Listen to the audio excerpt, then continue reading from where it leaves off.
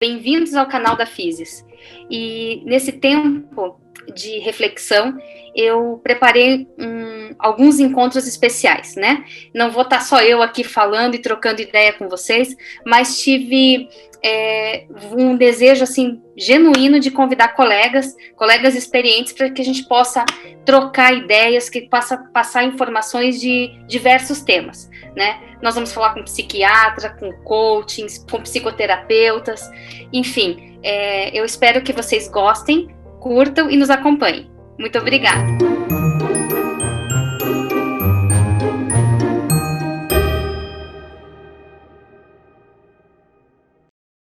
Olá, doutora Rosiclér, seja bem-vinda aqui no canal da Physis. Que você tem uma especialidade que eu acredito também que é uma especialidade muito importante e que tem um diferencial, né? Hoje a gente vai falar de adolescente. Então eu queria que você contasse um pouquinho, Rose, quem é você, por que você escolheu esse público, né? Eu acredito que você atenda a outros públicos também, mas o foco hoje é dar uma atenção para a adolescência. Oi, Aline. Prazer em estar aqui hoje. Então, eu sou Rosiclér, né? Eu sou psiquiatra com especialização em infância e adolescência. Eu tenho especialização também em terapia cognitivo-comportamental, que é uma linha que eu escolhi, que funciona muito bem nesses pacientes, né? E sou ex-docente da PUC do Paraná. Atendo adultos ainda hoje, mas o meu público é mais infância e adolescência mesmo. Certo. E por que você escolheu esse público, Rose? Eu acabei no segundo ano de psiquiatria, quando tive a minha orientação de atender crianças e adolescentes, eu acabei me apaixonando pela área, né?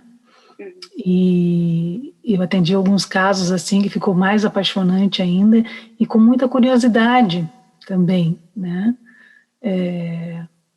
De saber mais sobre esse público, de como é que uma criança sentia as coisas, como é que um adolescente sentia, embora todos nós já passamos por essa fase, mas parece que a gente esquece, né? Como ela é. Sim. E é muito bom trabalhar com esse público porque nos revigora também, né? Certo.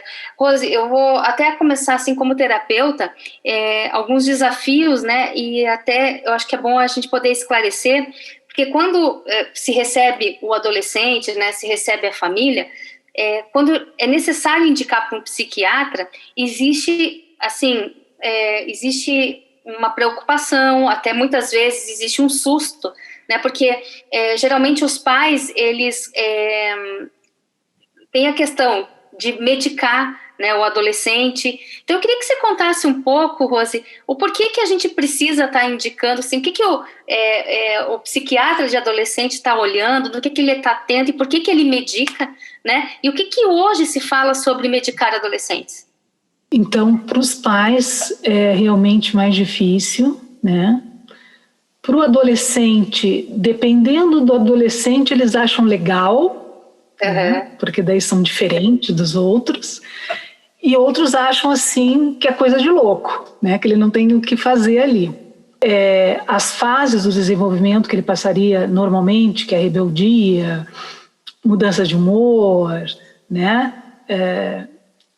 Tem que ser muito bem assim organizado, pesquisado isso com a família, de como é que é o funcionamento daquele adolescente, porque muitas vezes eles acham que o normal é o anormal, e o psiquiatra ele tenta fazer essa distinção, né?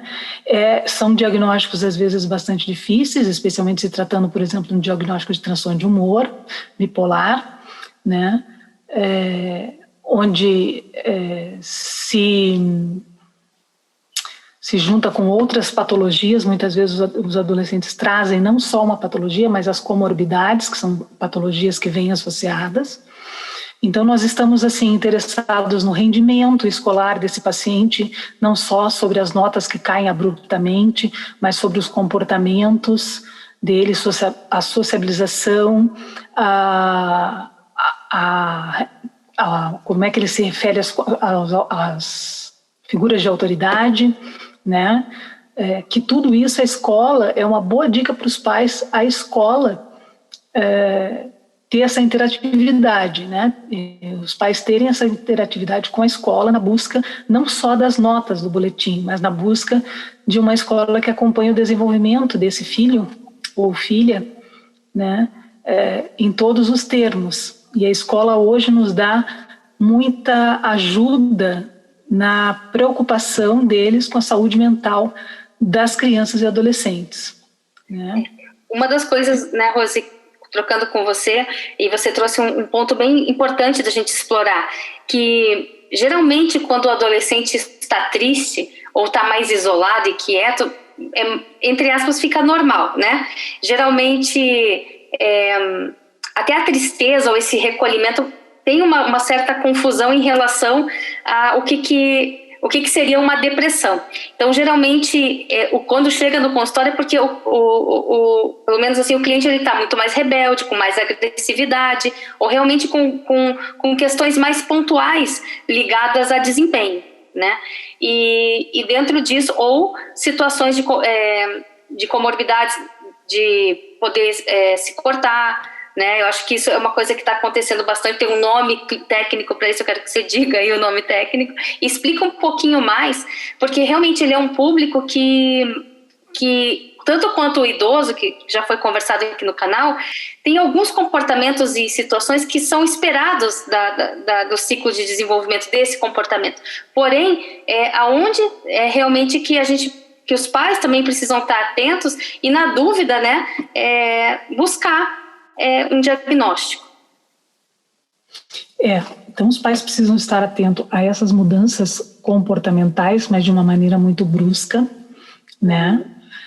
E de uma maneira muito grave. Então, a ponto de, a gente sabe que tem pacientes que têm mais agressividade, mais impulsividade. A impulsividade é uma característica normal da adolescência, mas quando ela é demais e faz o paciente se expor, né, a riscos, ela se torna patológica. Sim. Né?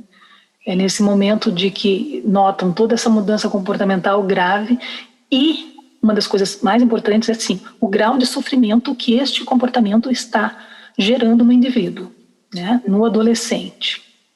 Sim. E a disfuncionabilidade disso. Então, ele não consegue mais fazer as coisas que ele fazia antes de uma maneira, daquela maneira dele, né? Às vezes mais torta, às vezes mais descolada, né? Ou às vezes tem aqueles que são muito certinhos, né? Então, o grau de funcionabilidade, o grau de gravidade da doença, né? E checar outras fontes de informação. Certo. E que tipo de comportamentos e até de sintomas que você tem recebido no seu consultório, Rose? Eu tenho recebido uma variedade de sintomas, né? Agora, na pandemia em especial, tem um foco muito importante, que é o adolescente que está trancado dentro de casa, né? Então, ele se mostra mais e ele acentua algumas características da sua personalidade, né? Porque os pais estão vendo todos os dias. Mas depois a gente fala da pandemia. O que eu recebo muito do consultório são comportamentos suicidas e parasuicidas, né? Como a automutilação.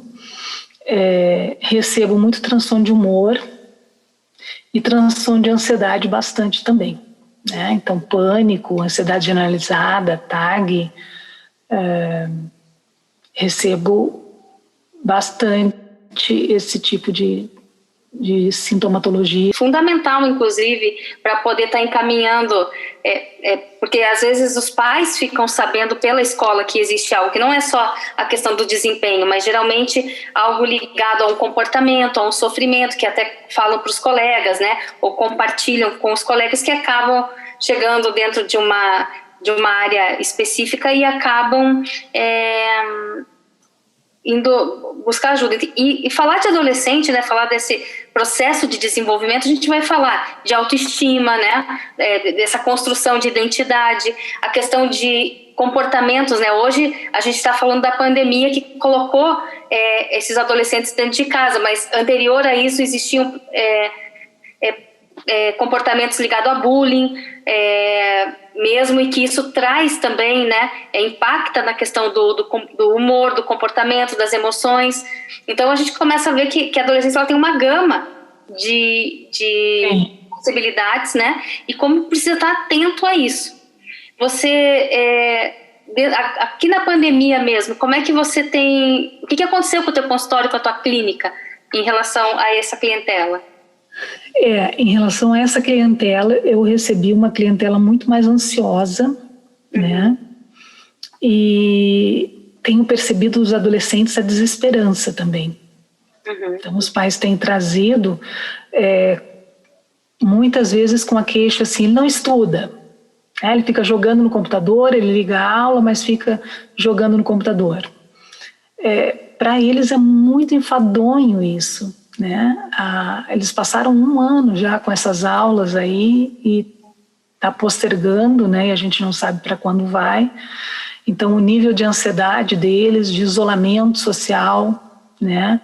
O próprio isolamento gera maior ansiedade, né? Uma rebeldia um pouco maior, né? Então, conflitos com os pais, porque estão ali dentro de casa o tempo todo. E, por incrível que pareça, assim, né, a gente imaginava que se ficasse dentro de casa com os pais, o relacionamento poderia ser fortalecido, mas não tem acontecido isso, né? Sim. Tem acontecido exatamente o contrário, assim. Então, eu recebi alguns com transtorno de humor, com depressão, né, nessa fase, e muitos com ansiedade. É importante, né, eu acho que a gente ressaltar para os pais que precisa, lógico, de novo, a gente está falando de uma fase do desenvolvimento que vai existir comportamentos esperados, né, porém a gente precisa levar em conta esse contexto que existe e as variáveis que estão incluídas nisto, e que realmente criar algumas expectativas em relação a alguns posicionamentos, alguma maturidade, assim, numa exigência seria até injusto, justamente porque o contexto todo mudou, né? Houve muitos impactos nesse ser humano que é o adolescente. E eu queria que você falasse um pouquinho, Rose, que é importante até da depressão mesmo, ou da própria ansiedade. Como é que seria olhar isso para a infância, acho que só para ter uma diferenciada, e na adolescência? E dentro disso, qual é a idade que tem essa separação? Porque a literatura ela traz algumas informações, né? Em termos do que é infância, do que é adolescência. O que você traz dessa informação? A gente tem informações diferenciadas mesmo, como tu dissesse, né? Então, no Estatuto da Criança e Adolescente é de 12 anos até 18, né? Segundo a Organização Mundial da Saúde, seria de 10 anos até 19 a adolescência, né? Tu me perguntaste de um diferencial da infância até assim, na questão da depressão mesmo e da ansiedade na infância, se a gente vai observar mesmo isso, o que é diferente no adolescente? Na infância, eles precisam ainda ser muito psicoeducados na questão das emoções, né? Eles não sabem dizer as emoções que eles sentem, então a gente trabalha com alguns instrumentos, né, que mostram as emoções, explicam as emoções para eles, né, e a gente capta, então, o que está acontecendo, né? É uma criança mais calada, mais solitária, ou é uma criança muito irritada, uma criança que está agredindo, né, que mudou o comportamento na escola de ser um menino que era muito bonzinho, muito quietinho, e agora está dando o que falar, né, de estar batendo nos colegas, né? Esta é a criança que é levada para o tratamento, porque é olhada pela escola, porque a reação dele bem externa, né? Bem reativo ao que está acontecendo. Agora, aquele tipo de depressão naquelas crianças mais tímidas, né, que sempre foram mais inibidas, e que é o quietinho da sala, né, que é o que fica dando aceite a tudo, né, é uma criança que começa a ficar mais quieta, mais isolada, geralmente não é vista, mas nos adolescentes, pelos dramas que eles passam, né, de identificação da sua personalidade, de estar mudando, né, dessa fase tem o luto da fase que se passa da infância para a adolescência, né? Então eles até exacerbam algumas coisas, assim, isso fica mais exacerbado. Ele tem uma possibilidade maior de falar sobre o sentimento, né? Ele está aprendendo mais a identificar os seus sentimentos, né? E nós conseguimos tirar mais coisas dele, né? Mais coisas verbais, especialmente, né? Muitas vezes temos que usar instrumentos lúdicos, algumas coisas assim, mas é bem mais difícil nessa faixa etária, né? A gente usa muitos instrumentos mais lúdicos na infância e na adolescência para captar as coisas, né? E sempre muito importante a atenção da família, porque a família é que nos traz muito como é que é a criança, né? Ou como é que era esta criança e é este adolescente agora. Então, os pais têm que estarem atentos. E nenhum tratamento psiquiátrico funciona se a gente não tiver a família do lado.